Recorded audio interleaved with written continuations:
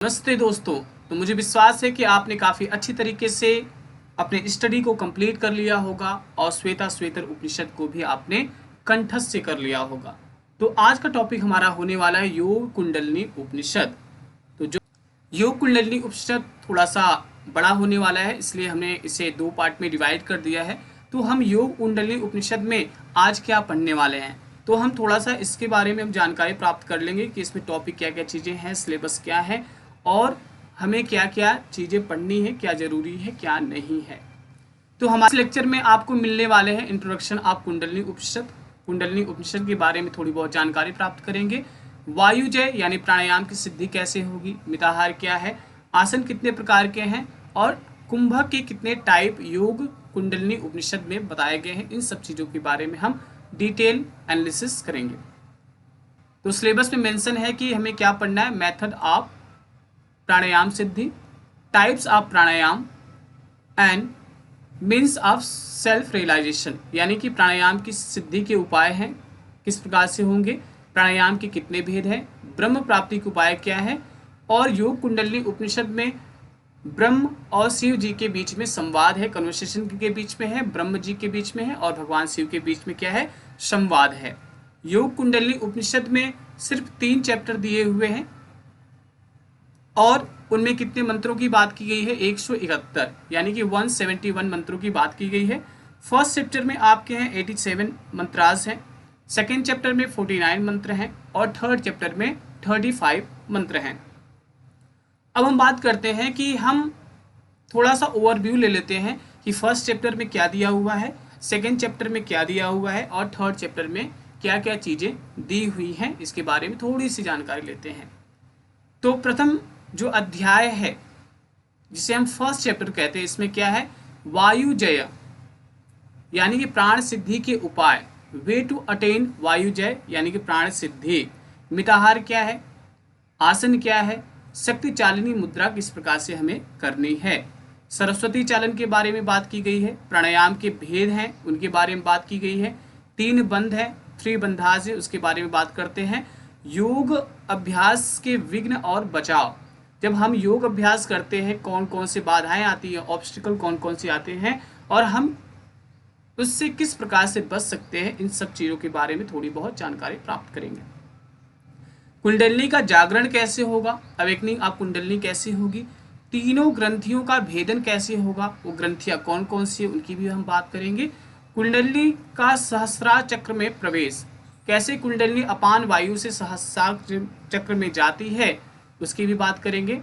और जो हमारा प्राण है, प्राण आदि जो भी तत्व हैं वो कैसे शिव तत्व में विलीन हो जाते हैं उनकी भी हम बात करेंगे।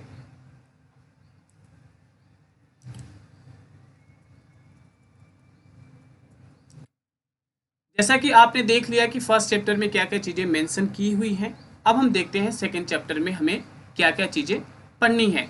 डिस्कशन ऑफ खेचरी मुद्रा, इट्स फॉर्म एंड रिजल्ट, खेचरी मुद्रा क्या है, खेचरी मुद्रा का अभ्यास हम कैसे करेंगे और इसके रिजल्ट क्या हो सकते हैं, कैसे मंत्र से खेचरी की सिद्धि होगी और खेचरी के अभ्यास को हम कैसे करेंगे, हाउ टू प्रैक्टिस खेचरी मुद्रा, इसके बारे में हम थोड़ी सी बहुत जानकारियाँ लेंगे।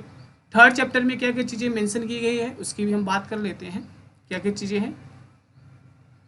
खेचरी की सिद्धि के लिए जो मंत्र दिए हुए हैं काफ़ी इंपॉर्टेंट है, उसको भी आपको विशेष ध्यान रखना है, उसके भी बारे में भी थोड़ी सी बात करेंगे। साधक की दृष्टि कैसी होनी चाहिए, प्राणायाम के अभ्यास से सिद्धि कैसे होगा, अभ्यास के बिना आत्मा का प्रकाश संभव होगा या नहीं होगा उसके बारे में बात करेंगे। सदगुरु के उपदेश से ब्रह्म का ज्ञान, यानी कि गुरु के माध्यम से हम ब्रह्म की प्राप्ति कैसे करेंगे उसकी बात की गई है। ब्रह्म का स्वरूप, ब्रह्म प्राप्ति का उपाय क्या है, ध्यान कैसे करना है, जीवन मुक्ति और विदेह मुक्ति क्या है, इसकी भी हम बात करेंगे। अब हम अपने मेन टॉपिक पे आते हैं, क्या हमें पढ़ना है और क्या हमें नहीं पढ़ना है उसके बारे में आपको विशेष ध्यान रखना है। बिल्कुल डरना और घबराना नहीं है, क्योंकि कहते हैं जहाँ चाह है वहाँ राह है। कैसे, यदि आपके मन में दृढ़ विश्वास है नहीं तो आप कुछ भी नहीं कर सकते। मन में दृढ़ विश्वास और कुछ करने की क्षमता आपके अंदर होनी चाहिए, तभी आपको सफलता मिलेगी। तो चलते हैं आज के टॉपिक की तरफ। तो अब हम पढ़ने वाले हैं प्रथम अध्याय, जिसे हम फर्स्ट चैप्टर कहते हैं। इसमें 87 मंत्रों की बात की गई है। कितने मंत्रों की बात की गई है? 87 मंत्रों की बात की गई। योग कुंडली उपनिषद में बात करते हैं कि चित्त की चंचलता का कारण क्या है। आखिर हमारा जो मन है, हमारा जो चित्त है, वो रुकता क्यों नहीं है। जैसा कि आपने भगवत गीता में पढ़ा ही होगा, चंचलम ही मनः कृष्णा प्रमादि बलवद्रम तस्याहम निग्रहम मन्ये वायुरिव दुष्क्रमः। उसी प्रकार से कहते हैं कि हमारा जो मन है बड़ा ही चंचल है। इसका कारण क्या है? तो कहते हैं कि चित्त की चंचलता का कारण क्या है। तो भगवान शिव और ब्रह्म जी के बीच में संवाद होता है, तो बताते हैं कि वासना। आपने पातंजल योग सूत्र में भी पढ़ा होगा कि जो हम कर्म करते हैं वो संस्कार बन करके हमारे वासना के रूप में एकत्रित हो जाते हैं। हमारे पूर्व जन्मों में जो हमने कर्म किया है वही हमारे संस्कार बनेंगे और वासना के रूप में इकट्ठे होंगे, और प्रेजेंट में यानी इस टाइम हमें वो फल देंगे। तो क्या कहते हैं कि चित्त की चंचलता का कारण क्या है? पहला तो वासना है, दूसरा क्या है? प्राण है। वासना क्या है? लस्ट प्रीवियसली एक्वायर्ड संस्कारा। जो हमने पूर्व जन्मों में संस्कार इकट्ठे किए हैं, जो हमने कर्म किए हैं, उसके जो फल इकट्ठा होते हैं वासना के रूप में। पहला तो वो हो गया। अब दूसरा बात करते हैं, वायु क्या है? प्राण, एयर यानी कि ब्रीथ। जब हमारा प्राण बैलेंस नहीं होता तो बहुत सारे विकार उत्पन्न हो जाते हैं। कहाँ पे होते हैं? वो हमारी फिजिकल बॉडी में, हमारे मेंटल बॉडी में, हमारे पूरे शरीर में हमें बिल्कुल भी शांत नहीं रहने देते। ये क्या है? प्राण का ही तो खेल है। यदि प्राण है तो इंसान जीवित है, पेड़ पौधे जीवित है, इस सृष्टि में प्रक्रियाएं चलती रहती हैं। यदि प्राण ही नहीं है तो कुछ भी नहीं है। तो बोलते हैं कि चित्त की चंचलता का कारण, reasons for restlessness of mind. तो कहते हैं दो चीजें हैं जो चित्त की चंचलता के कारण बनते हैं। वो क्या है? वासना और वायु। फिर बात करते हैं कि इन दोनों में से सिर्फ आप या तो वासना को नष्ट कर दीजिए या तो आप प्राण को रोक दीजिए। Even one of this two is stop, both are destroy. यदि हम प्राण पर सिद्धि प्राप्त कर लें, यदि हम वासना को रोक दें, तो हम अपने चित्त को रोक सकते हैं। सिर्फ आपको क्या करना है? या तो आप अपने प्राण को रोकिए, या तो आप वायु को रोकिए, या तो आप वासना को खत्म कर दीजिए, या तो आप प्राण को ही बैलेंस कर लीजिए। तो जो आपका चित्त है भटक रहा है वो बिल्कुल भी भटकेगा नहीं। अब बताते हैं कि प्राणायाम सिद्धि के उपाय क्या हो सकते हैं। हम कैसे प्राणायाम की सिद्धि करेंगे? तो कहते हैं कि आपको 3 चीजें बहुत जरूरी है प्राणायाम सिद्धि के लिए। क्या क्या चीजें जरूरी है? मिताहार, आसन और शक्ति चालन मुद्रा का अभ्यास आप करेंगे तो आप प्राणायाम की सिद्धि कर पाएंगे। If you follow 3 step, taking moderate food, doing asana and practicing regularly Shakti Chalani Mudra, then you can get siddhi or control your चित्ता। इस प्रकार से वो बात करते हैं। तो क्या क्या करना है आपको? वायुजय यानी प्राण सिद्धि के उपाय में 3 चीजें बताई गई हैं। पहला आपका मिताहार, दूसरा आपको आसन, और तीसरा आपको शक्ति चालनी मुद्रा का अभ्यास करना चाहिए। यदि आप प्रीवियस ईयर क्वेश्चन को उठाकर देखेंगे तो इससे भी क्वेश्चन आया हुआ है कि चित्त की चंचलता के जो कारण हैं वो बताएं। तो आपको क्या बताना है? वासना और प्राण। और प्राणायाम सिद्धि कैसे होगी? वायुजय की सिद्धि कैसे होगी? मिताहार, आसन और शक्ति चालनी मुद्रा के अभ्यास से होगा। ठीक है भाई, हमने तो समझ लिया। तो अब हम बात करते हैं कि मिताहार क्या है, मॉडरेट डाइट क्या है, मॉडरेट फूड क्या है। तो कहते हैं कि योग कुंडलिनी उपनिषद में स्नु स्निग्धम मधुराहार चतुर्थांश विवर्जित, कहते हैं वो भोजन जो हो, कैसा हो भोजन? आपका स्निग्ध हो, मधुर हो, मन को भावने वाला हो। और कैसा होना चाहिए? मन को भाने के साथ साथ आपको भगवान शिव को समर्पित कर देना है। फिर इसके बाद आपको भोजन लेना है। ऐसा नहीं करना है कि आपको अपने पेट को भर के पूरी अच्छी तरीके से आपको खा लेना है। नहीं, 1/4 भाग आपको अपने पेट को खाली रखना है, तो कहते हैं कि आपको फ्रेश फूड लेना है। कितना फ्रेश फूड लेना है? 2/4 भाग आपको फ्रेश फूड लेना है, 1/4 भाग आपको खाली रखना है और 1/4 भाग आपको अपने पेट में पानी के लिए रख लेना है। इस प्रकार से आपको मिताहार के अभ्यास को करना है। कैसे करना है? भगवान शिव को समर्पित करके करना है। The food offer to Shiva while keeping 1/4 part of stomach empty with smooth and sweet food is called मिताहार।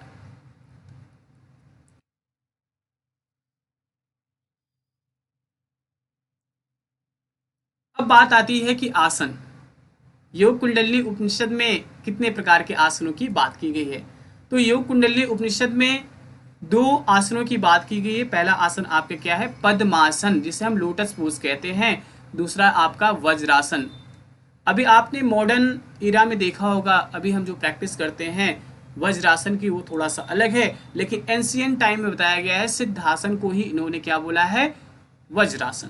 तो यहाँ पे आप देख पा रहे होंगे कि पद्मासन किस प्रकार से यहाँ पे एक जो साधक है उन्होंने किया है, और आप यहाँ पे ये भी देख पा रहे हैं कि वज्रासन जिसे हम सिद्धासन कहते हैं किस प्रकार से यहाँ पे साधक जी के द्वारा किया गया है। तो अब थोड़ा सा हम बात कर लेते हैं पद्मासन कैसे करना है श्लोक के माध्यम से। उर्वोरूपरी चे उदते उभे पाद तले यथा पद्मासनम भवेद एतद सर्व पाप प्रणासनम। कहते हैं कि दोनों पैरों की जंघाओं पर एक दूसरे के ऊपर तलवों को सीधा करके रखने से सभी पापों का नाश करने वाला क्या है? पद्मासन है। पद्मासन क्या है? सभी पापों का नाश करने वाला है। पद्मासन क्या करता है? It destroy all the disease, all since, सब कुछ जितने भी आपने पाप कर्म किए हैं उसको भी नाश करने वाला है। कहते हैं कैसे? Padmasana is the posture which destroy all the sins by placing the sole of the both leg on the thigh one above the other। तो पद्मासन कैसे लगाना है आपको तो मालूम ही होगा क्योंकि आप योग प्रैक्टिशनर हैं। तो देखिए, हम अपने राइट लेग को लेफ्ट थाई के ऊपर रखेंगे और लेफ्ट लेग को अपने राइट थाई पे इस प्रकार से रखेंगे और क्रॉस करते हुए पद्मासन के अभ्यास को करेंगे। तो इससे क्या होगा? सभी पापों का नाश हो जाता है। योग कुंडली उपनिषद में क्या बताया गया है कि जब आप पद्मासन के अभ्यास को करते हो तो क्या होता है कि सभी पापों का नाश हो जाता है। अब दूसरे आसन के अभ्यास के बारे में यहाँ पे बताया गया है। क्या बताया गया है कि वामांडिगम मूलकंदाधो यून्यम तदुपरि क्षिपेत समग्रेव शिरः कायो वज्रासनम इति ऋतम्। कहते हैं कि गर्दन, सिर एवं शरीर को एक सीध में रखकर बाएं पैर की एड़ी को C1 यानी योनि स्थान जो है तथा दाएं पैर की एड़ी उसके ऊपर लगाकर बैठने को वज्रासन कहते हैं। तो हमें पहले क्या करना है कि अपने नेक को स्ट्रेट रख लेना है, हेड को स्ट्रेट लगना है और अपनी बॉडी को भी एक अलाइनमेंट में आपको कर लेना है। करने के बाद अब आपको क्या करना है कि अपने लेफ्ट लेग को, जो आपका लेफ्ट फुट है, उसे आपको योनि स्थान यानी सीमन के पास लगा लेना है। फिर इसके बाद राइट लेग को उसके ऊपर से आपको रख लेना है। ये क्या है? वज्रासन, जिसे हम सिद्धासन कहते हैं। हठ योग प्रदीपिका में किस आसन को सर्वश्रेष्ठ आसन कहा गया है? आपने पढ़ा ही होगा कि हठ योग प्रदीपिका में 15 आसन दिए हुए हैं, उनमें से 4 मुख्य आसन हैं। उनमें से भी एक मुख्य आसन है, उसका नाम क्या है? सिद्धासन है। ठीक है, तो आपको कमेंट बॉक्स में बताना है कि आपने जो हठ योग प्रदीपिका में 15 आसनों में से 4 मुख्य आसन बताए गए हैं, उनमें से उनके नाम क्या क्या हैं, उसके बारे में आपको कमेंट बॉक्स में लिखना है, जिससे मुझे भी मालूम है कि हाँ आप पढ़ाई कर पा रहे हो, सिर्फ आप वीडियो या लेक्चर सुनने के लिए नहीं आ रहे हैं। अब हम बात करते हैं कि प्राण को हम कैसे रोकेंगे। तो जैसा कि आपने बात कर लिया कि मिताहार आसन और लास्ट में शक्ति चालन के अभ्यास से हम प्राण सिद्धि कर सकते हैं। तो प्राण सिद्धि की बात अब हम स्टार्ट करते हैं। कैसे होगा? शक्ति चालनी मुद्रा के द्वारा। कैसे? हम बात करते हैं शक्ति चालिनी मुद्रा के। जैसा कि आपको मालूम ही होगा कि ह्यूमन बॉडी में कितने प्राण हैं। ह्यूमन बॉडी में 5 प्राण है। कौन कौन से प्राण है? प्राण, अपान, समान, उदान और व्यान। तो प्राण कहाँ पे होता है? प्राण जो होता है हमारा अनाहता चक्र के पास में होता है। अनाहता चक्र कहाँ है? जो हमारा हृदय वाला पार्ट है, जो हमारा हार्ट वाला पार्ट है, यहाँ पे होता है। और जो अपान कहाँ पे होता है? जो हमारे मूलधार चक्र है, स्वादिष्ठान से थोड़ा सा नीचे, इसे हम क्या कहते हैं? मूलधार चक्र। यहीं पे अपान का स्थान है। तो कहते हैं कि प्रमुख शक्ति कुंडलनी कही गई है। तो प्रमुख शक्ति जो ह्यूमन बॉडी में होती है उसे हम क्या कहते हैं? कुंडलनी कहते हैं। क्या कहते हैं? कुंडलनी कहते हैं। ठीक है। जो बुद्धिमान साधक होते हैं वो चालन क्रिया के द्वारा जो अपान वायु है, अपान वायु जो गुदा के पास होती है, एनएस के पास होती है, इसको वो क्या करते हैं? ऊर्ध्वगामी बनाते हैं, ऊर्ध्वगामी बनाते हैं। और अपने दोनों भ्रिकुटियों के मध्य जो हमारी जो आई होती है, यहाँ पे आप देख पा रहे हैं आई, इनके बीच में ध्यान करता है, वहां पर लेकर जाता है। इस क्रिया को हम क्या कहते हैं? शक्ति चालिनी कहते हैं। क्या कहते हैं? शक्ति चालिनी मुद्रा कहते हैं या शक्ति चालिनी कहते हैं। तो अब इससे हम बात करते हैं। तो अभी हमने क्या जाना कि शक्ति चालिनी मुद्रा किसे कहते हैं। तो अब हम इसके बेनिफिट को भी जान लेते हैं। क्या कहते हैं कि इस शक्तिशाली क्रिया से जलोदर, गुल्म, प्लीहा एवं पेट से संबंधित रोग समाप्त हो जाते हैं। कैसे समाप्त हो जाते हैं?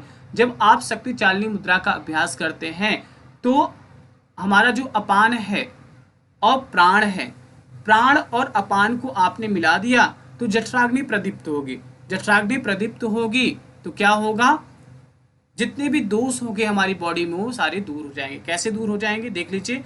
दिस पावरफुल क्रिया cures ascites, tumours, spleen and stomach related disease. ठीक है। तो इस प्रकार से आपको शक्ति चालिनी मुद्रा के बारे में थोड़ी सी जानकारी प्राप्त कर लेनी है। ठीक है।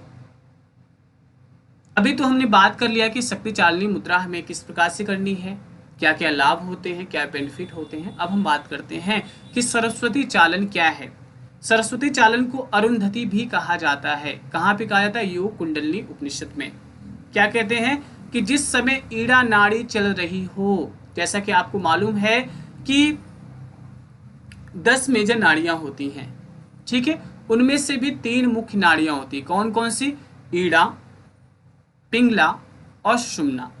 ईड़ा जिसे हम लेफ्ट नोस्ट्रिल को हम ईड़ा कहते हैं, अपने राइट नोस्ट्रिल को हम पिंगला कहते हैं, और जो ईड़ा और पिंगला को मर्ज कर दे उसे हम क्या कहते हैं? सुषुम्ना नाड़ी कहते हैं। तो क्या कहते हैं कि जिस समय ईड़ा नाड़ी चल रही हो, क्या चल रही हो? लेफ्ट नोस्ट्रिल चल रही हो, उस समय पद्मासन लगाकर फिर उस नाड़ी को 12 अंगुल लंबे, कितने अंगुल लंबे? 12 अंगुल लंबे, 4 अंगुल चौड़े अंबर वस्त्र के टुकड़े से आपको क्या करना है? लपेट लेना है। तो क्या बताया गया है कि सरस्वती चालन में हमें कितने लंबे और चौड़ाई के कपड़े को लेना है? तो कहते हैं 12 अंगुल लंबा कपड़ा होना चाहिए और 4 अंगुल चौड़ा कपड़ा होना चाहिए, साथ में ईड़ा नाड़ी चल रही हो और पद्मासन आपको लगा लेना है। तब दृढ़ता पूर्वक दोनों नासा छिद्रों को अंगुष्ठ तर्जनी से पकड़कर पहले बाएं फिर दाएं नासिका से के छिद्र से बार बार रेचक और पूरक करना है। पहले आपको क्या करना है कि अपने नॉस्ट्रिल को अच्छे प्रकार से तर्जनी और अंगुष्ठ से पकड़ करके आपको क्या करना है? पहले आपको बाएं फिर दाएं, लेफ्ट और राइट से आपको रेचक पूरक करना है, बार बार रेचक पूरक, इनहेल एक्सेल, इनहेल एक्सेल। इस प्रकार से आपको करना है। कितने समय तक करना है? कहते हैं कि 4 घटी तक, यानी 96 मिनट तक आपको करना है।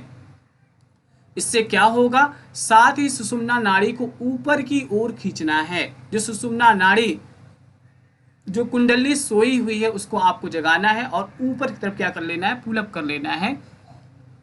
फिर क्या कहते हैं आगे? इस तरह कुंडली सुषुम्ना नाड़ी के मुख में प्रवेश करके ऊर्ध्वगामी हो जाती है। जब सुषुम्ना नाड़ी जाग गई, कुंडली में प्रवेश हो गया, तो क्या हो जाएगी? वो ऊपर की तरफ ऊर्ध्वगामी होगी, ऊपर की तरफ जाएगी और प्राण अपना स्थान छोड़कर सुषुम्ना में प्रवाहित हो जाता है। और जो प्राण भी बीच मध्यधार में रुका हुआ है, प्राण और सुषुम्ना नाड़ी एक हो जाएंगे। यहाँ पे इसकी बात करते हैं, क्या कहते हैं, व्हेन द ईड़ा नाड़ी इज रनिंग, जब ईड़ा नाड़ी चल रही हो, सिट इन पद्मासना, आपको पद्मासन में बैठ जाना है। Then wrap that nadi with a piece of amber cloth 12 fingers long and 4 finger wide, 4 अंगुल चौड़ा हो और 12 अंगुल लंबा हो। कपड़े की लंबाई की बात करते हैं। फिर आपको क्या करना है, देन फिर मिले hold both the nostril with the thumb and 4 fingers, कहते हैं कि हमें अपने 4 फिंगर्स अपने नॉस्ट्रिल को क्या करना है, बंद कर देना है। डू रेचक एंड पूरका रिपीटली, आपको लगातार रेचक पूरक करना है। पहले तो लेफ्ट नॉस्ट्रिल से करेंगे, फिर हम अपने राइट नॉस्ट्रिल से करेंगे। डू दिस फॉर 2 मुहूर्त, कहते हैं 2 मुहूर्त तक आपको करना है। 2 मुहूर्त में 4 घटी होते हैं, 96 मिनट होते हैं। और क्या करना है आपको, आल्सो पुल द सुषुम्ना नाड़ी अपवर्ड, और हमें अपने सुषुम्ना नाड़ी को ऊपर की तरफ खींचना है। तब क्या होगा, कुंडलनी जो है सुषुम्ना नाड़ी के पास पहुंच जाएगी और ऊपर की तरफ ऊर्ध्वगामी हो जाएगी, ऊपर की तरफ जाने लगेगी। और जो प्राण है अपने स्थान को छोड़ करके सुषुम्ना में प्रवेश हो जाएगा। ठीक है, तो ऐसी बात करते हैं कि सरस्वती चालन का अभ्यास हमें करना है। नियमित रूप से शब्द गर्भा शब्दमयी सरस्वती चालन का अभ्यास करना चाहिए। क्या कहते हैं कि हमें डेली प्रैक्टिस करनी है, डेली रेगुलरली प्रैक्टिस करनी है, किसकी, शब्द गर्भा शब्दमयी सरस्वती चालन की प्रैक्टिस को आपको करनी है। इससे फल क्या होता है, one gets relief from the all kinds of disease. जब हम सरस्वती चालन का अभ्यास करते हैं तो इससे हमारी जितनी भी बीमारियां होती हैं हम रोग मुक्त हो जाते हैं। तो योग कुंडली उपनिषद में क्या बताया गया है कि सरस्वती चालन के अभ्यास से क्या होता है, इससे होता है कि रोगी रोग मुक्त हो जाता है। तो जीवन में हमें हमेशा 3 चीजों पे विशेष ध्यान रखना है कि कर्म, ज्ञान और भक्ति। कर्म किसके लिए, अपने काम के प्रति आपको डेडिकेशन होना चाहिए। ज्ञान, जो हम कर्म कर रहे हैं क्या वो सही है, क्या वो गलत है, उस पर विशेष ध्यान देना है। और भक्ति, यानी कि प्रेम है कि नहीं, प्रेम भी होना चाहिए ना, अपने स्टडी के प्रति, अपनी पढ़ाई के प्रति, अपने काम के प्रति, हर एक चीज के प्रति प्रेम होना चाहिए। जहाँ प्रेम नहीं है वहाँ कुछ भी नहीं है। करते हैं, अब हम बात करते हैं प्राणरोध यानी कि प्राणायाम के बारे में, कैसे करना है। शरीर में संचरण करने वाली वायु को प्राण कहा जाता है। जो हमारी बॉडी में एयर सर्कुलेट होती है उसे हम क्या कहते हैं, प्राण कहते हैं। उसे जब प्राणायाम के द्वारा स्थिर किया जाता है, जो हमारा प्राण है इनबैलेंस हो जाता है, हमेशा फ्लक्चुएट करता रहता है। जब प्राण फ्लक्चुएट करेगा तो मन में बहुत सारे विकार आते हैं, चिंता, एंजाइटी, स्ट्रेस, डिप्रेशन, ये सारी चीजें होती हैं। तो कहते हैं मन को हमें क्या करना है, शांत करना है। कैसे होगा वो प्राण स्टेबल, वो सिर्फ प्राणायाम के माध्यम से होगा। अब योग कुंडलिनी उपनिषद में 2 प्रकार के कुंभकों की बात की गई है। यदि आप एसएसपी आपने पढ़ा होगा, सिद्ध सिद्धांत पद्धति पढ़ा होगा, वहां पे भी 2 प्रकार के कुंभक की बात की गई है। सेम है, जैसे कि यहाँ पे बात करते हैं सहित कुंभक और केवल कुंभक। अब हम बात करते हैं जो सहित कुंभक है इसके कितने प्रकार हैं। तो कहते हैं देयर आर 4 टाइप्स ऑफ सहित कुंभका। कौन कौन से हैं, 4 प्रकार के हैं। वो कौन कौन से, सूर्य भेदन, उज्जाई, शीतली और भस्त्रिका। कहते हैं कि सहित कुंभक का अभ्यास तब तक करते रहना चाहिए जब तक केवल कुंभक की सिद्धि न हो जाए। तो कहते हैं कि इस केवल कुंभक की सिद्धि कैसे होगी, जब आप सहित कुंभक को अच्छी प्रकार से कर पाएंगे, और जब तक सहित कुंभक में आपको सिद्धि मिल न जाएगी तब तक आप केवल कुंभक को नहीं कर सकते। तो इसलिए आपको सहित कुंभक के अभ्यास को बार बार करते रहना है। What you have to do, you have to practice सहित कुंभका until then केवल कुंभका will not achieve। तो आपने पढ़ लिया कि सहित कुंभक कितने प्रकार का होता है, 4 प्रकार का। तो अब पहले कुंभक की बात करते हैं जिसे हम कहते हैं सूर्य भेदन।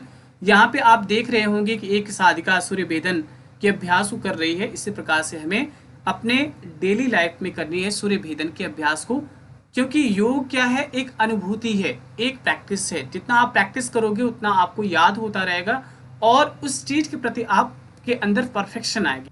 तो कैसे हमें सूर्य भेदन के अभ्यास को करना है, तो यहाँ पे लिखा हुआ है दाहिनी नासिका से बाहरी वायु को खींचकर पर्याप्त मात्रा में उदर में भरे। तो हमें क्या करना है कि अपने राइट नॉस्ट्रल से इनहेल करना है, एयर को अंदर लेना है।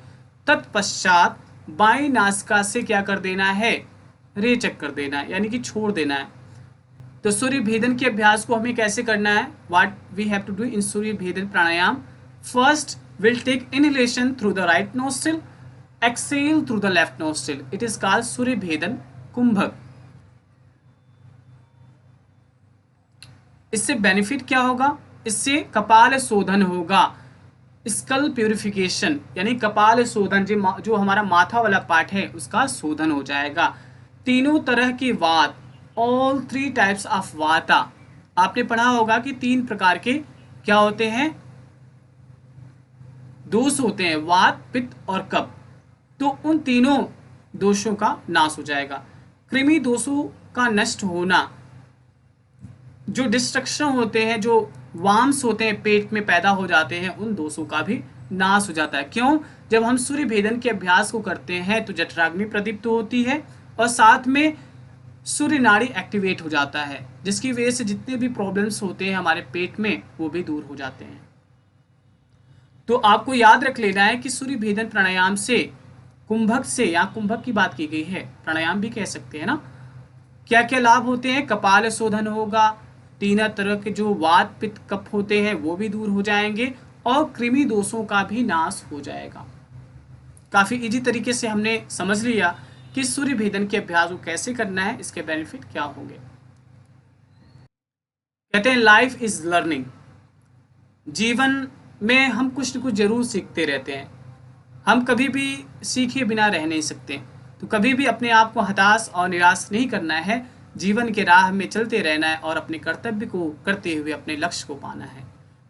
अब हम बात करते हैं दूसरे कुंभक की। जैसा कि आपने सूर्य भेदन कुंभक के बारे में अभी बात किया, अब हम बात करते हैं दूसरे सहित कुंभक के बारे में। क्या कहते हैं कि किस प्रकार से हमें उज्जाई के अभ्यास को करना है। मुंह बंद रखते हुए हमें क्या करना है, पहले माउथ को क्लोज कर लेना है। दोनों नासा छिद्रों से वायु को धीरे धीरे इस प्रकार खींचना है। क्या करना है, दोनों नासिका छिद्रों से हमें बोथ नॉस्ट्रिल से धीरे धीरे स्लोली क्या करना है, ब्रीथ को लेना है कि श्वास के प्रवेश के साथ क्या हो, ध्वनि हो। जब आप इनहेल कर रहे हो तो क्या होना चाहिए, आवाज आनी चाहिए।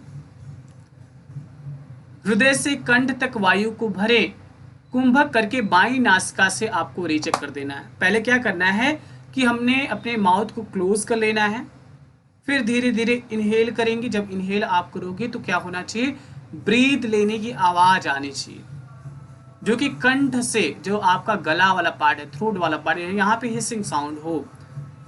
करने के बाद अब आपको लेफ्ट नोस्ट्रिल से ब्रीथ को छोड़ देना है। कैसे, keeping the mouth close, slowly draw air through both nostrils in such a way that there is a sound with the entry of breath. Feel the air from the heart to the throat. Perform कुंभका and exhale through the left nostril. कैसे करके एक बार देखते हैं। लंबी गहरी श्वास लीजिए,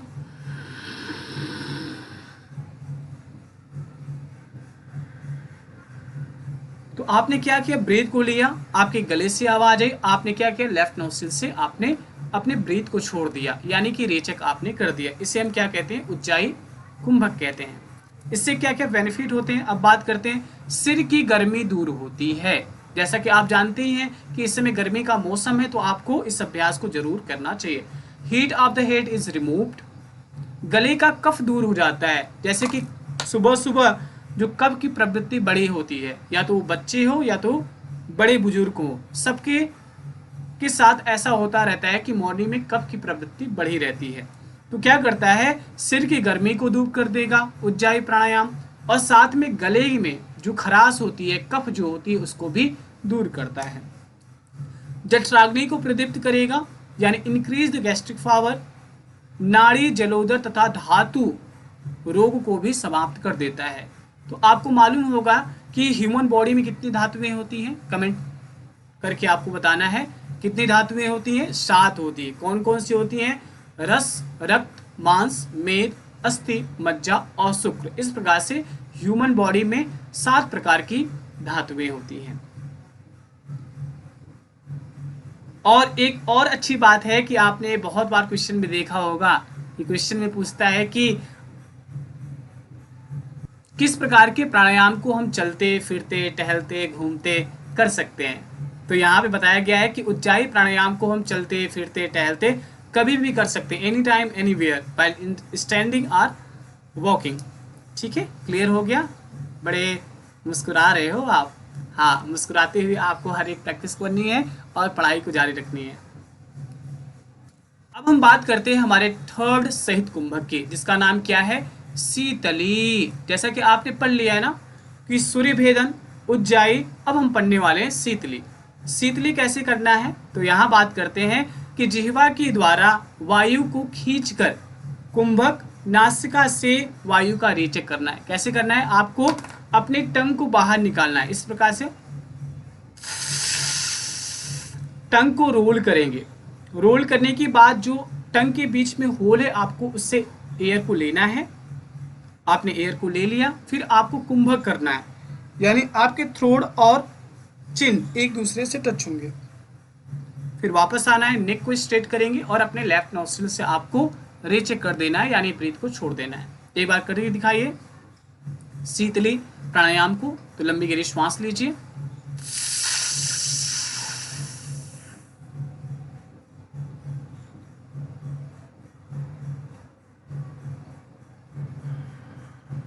left nostril से रेचेक कर देंगे। तो इस प्रकार से हमें शीतली प्राणायाम के अभ्यास को करना है। तो क्या कहते हैं कि इससे बेनिफिट क्या होगा? प्लीहा, गुल्म, पित्त, ज्वर, तृष्णा आदि का रोगों का शमन हो जाता है। क्या क्या चीजें होती है? इससे बेनिफिट क्या होगा? जितने भी डिजीज होंगे, स्प्लीन हो गया, ट्यूमर हो गया, बाइल हो गया, बहुत ज़्यादा आपको फीवर हो गया, बुखार हो गया है, भूख प्यास बहुत ज़्यादा लगती है, तो उस पर कंट्रोल हो जाता है। तो एक बार और क्वेश्चन आया हुआ था कि किसके अभ्यास से साधक का भूख प्यास सब कुछ खत्म हो जाता है? उसे न तो भूख लगती है न तो प्यास लगती है, बुखार भी दूर हो जाती है। तो आपको क्या बताना है कि यदि आप शीतली प्राणायाम के अभ्यास को करते हैं तो बुखार, भूख प्यास दूर हो जाती है। ऐसी बात करते हैं योग कुंडलिनी उपनिषद में। अब हम बात करते हैं हमारे फोर्थ कुंभक की, जिसका नाम क्या है? भस्त्रिका प्राणायाम। जैसा कि आपने देखा होगा कि जब हम कपालभाति के अभ्यास को करते हैं, सेम भस्त्रिका भी कपालभाति के जैसे ही है। ठीक है, थोड़ा सा अंतर है, अभी देख लेते हैं क्या अंतर है। पद्मासन में आपको बैठ जाना है। यहाँ पे आप देख पा रहे होंगे कि एक योगा प्रैक्टिशनर हैं, वो पद्मासन में बैठी हुई हैं। शरीर व गर्दन को सीधा करें। शरीर और गर्दन को क्या करना है? स्ट्रेट कर लेना है। तीव्र गति से वायु का पूरक रेचक करें। बहुत तेजी के साथ आपको क्या करना है? Inhale exhale. तो इस प्रकार से आपको इनहेल एक्सेल करना है, जिससे कि वायु का स्पर्श कंठ से हो, जिससे जो एयर है वो कहाँ पे हो? रबिंग हो आपके थ्रोट के पास। तालु सिर व हृदय तक हो। जो आपके टंग है, आपके हेड है, आपके जो हार्ट है, वहां तक आपको मालूम हो कि हाँ आप भस्त्रिका प्राणायाम के अभ्यास कर रहे हो। कैसे? strengthen the body and neck and do a rapid exhalation of air so that the air touches the throat, palate, head and heart. कैसे करना है? लोहार की धोकनी की तरह। जब तक आपको ऐसा न लगे कि आपकी बॉडी थक गई है, तब तक आपको अभ्यास को करते रहना होगा। जो कभी गांव में रहे होंगे तो उन्हें जरूर मालूम होगा कि आप लोहार के पास गए होंगे, तो आपने देखा होगा कि किस प्रकार से लोहार अपनी धोकनी के माध्यम से किस प्रकार से वह लोहे को गर्म करता है। उसी प्रकार से हमें क्या करना है? बार बार रैपिड इनहेलेशन एक्सहेलेशन करते रहना है। ठीक है, जब तक हमारी पूरी बॉडी थक न जाए। जब हमारी बॉडी थक जाएगी तो आपको क्या करना है? अपने सूर्य नाड़ी से वायु को खींचना है, कुंभक लगानी है और अपने लेफ्ट नॉस्ट्रिल यानी कि ईड़ा नाड़ी से या जिसे हम चंद्र नाड़ी बोलते हैं, इसे आपको रीचेक कर देना है। क्या करना है? When you feel tired like a black smith bellow, then draw in air from the right यानी Surya nadi and expel it from the left nostril कुंभ का। तो हम क्या करेंगे, पहले आपको भस्त्रिका प्राणायाम कंप्लीट होने के बाद आपको क्या करना है, सूर्य नाड़ी से आपको इनहेलेशन करना है, कुंभक करेंगे, फिर इसके बाद आपको लेफ्ट नोस्ट्रिल से ब्रीथ को छोड़ देना है। बेनिफिट क्या होने वाले? कंठ की जलन मिटती है। जो कभी कभी आपको लगता है ना कि गले में बहुत तेज जलन हो रही है, क्यों होती है? जब पित्त की प्रधानता हो जाती है तब गले में जलन होती है। क्या कहते हैं? Eliminate the burning sensation in throat. जो बर्निंग सेंसेशन होता है उसको दूर करती कौन? भस्त्रिका। जठराग्नि प्रदीप्त करती है, इंक्रीज गैस्ट्रिक फायर। ठीक है। सुख देने वाला, पुण्यकारी, पापनाशक और कुंडलिनी को जगाने वाला कौन है? भस्त्रिका प्राणायाम है। हठयोग प्रदीपिका की बात करें तो वहां पे भी बताया गया है कि कुंडलिनी का जागरण हम किसके अभ्यास से कर सकते हैं। तो आपको क्या करना है, भस्त्रिका प्राणायाम से हम कुंडलिनी का जागरण कर सकते हैं। इससे क्या होता है, कंठ की जलन भी मिटती है, जठराग्नि प्रदीप्त होती है और तीनों ग्रंथियों का भेदन होता है। वो तीनों ग्रंथियां कौन कौन सी है आपको मालूम है? हाँ, आपको जरूर मालूम होगा। तो कौन कौन सी ग्रंथियां हैं? 3 ग्रंथियों के नाम बताइए। तो पहली हमारी ग्रंथि है ब्रह्मा। दूसरी ग्रंथि हमारी कौन सी है? विष्णु। और हमारी तीसरी जो ग्रंथि है उसका नाम क्या है? रुद्र ग्रंथि। 3 ग्रंथियां होती हैं कहाँ पे? ह्यूमन बॉडी में, ब्रह्मा, विष्णु और रुद्र ग्रंथि। अब आपने देख लिया कि सहित कुंभक हमें किस प्रकार से करनी है, कितने टाइप्स होते हैं और केवल कुंभक के पार्ट होते हैं कि नहीं होते हैं। तो आपको मालूम हो गया सहित कुंभक के 4 पार्ट होते हैं। कितने होते हैं? 4 पार्ट। कौन कौन से? वो सूर्य भेदन, उज्जाई, शीतली और भस्त्रिका। तो कहते हैं कि अभी आपने जो कुंभक के अभ्यास को किया तो हमें उसे 3 बंधों के साथ करना है। कौन कौन से बंध लगाना है आपको? आपको लगाना है मूल बंध, फिर आपको लगाना है उदयान बंध, फिर आपको लगाना है जालंधर बंध। इस प्रकार से हमें तीनों बंधों को यूज करते हुए इन कुंभकों के अभ्यास को करना है। ठीक है। अब बोलते हैं जो आप कुंभक के अभ्यास को कर रहे हो, ठीक है, यू आर प्रैक्टिसिंग कुंभका, बट किस टाइम करना है, टाइम क्या होना चाहिए? तो कहते हैं कि पहले दिन हमें 10-10 बार करनी है। First day we have to do 10 times only. 10 times आपने कर लिया आपने। अब आपको क्या करना है कि दूसरे दिन आपको 5-5 बढ़ाना है, बहुत ज़्यादा नहीं। कितना? You have to increase only 5। ठीक है। तो हमें पहले दिन कितना करना है? 10-10 बार इसका अभ्यास करना है। दूसरे दिन 5-5 बढ़ा लीजिए। ठीक है, 5-5 आपको बढ़ा लेना है। फिर कहते हैं तीसरे दिन आपको क्या करना है? फिर तीसरे दिन 5 और बढ़ा लीजिए। तो कहते हैं कि थर्ड डेज भी आपको इंक्रीज कर लेना है, सिर्फ 5, उससे ज़्यादा नहीं करना है। ठीक है। तो इस प्रकार से हमें डेली 5-5 संख्या में आपको अपने अभ्यास को, अपने प्रैक्टिस को बढ़ाना है। This way keep increasing the number by 5 times each day. Thank you so much. आपने अपने धैर्य को, अपने विश्वास को बना के रखा और इतने लंबे समय तक आपने स्टडी की।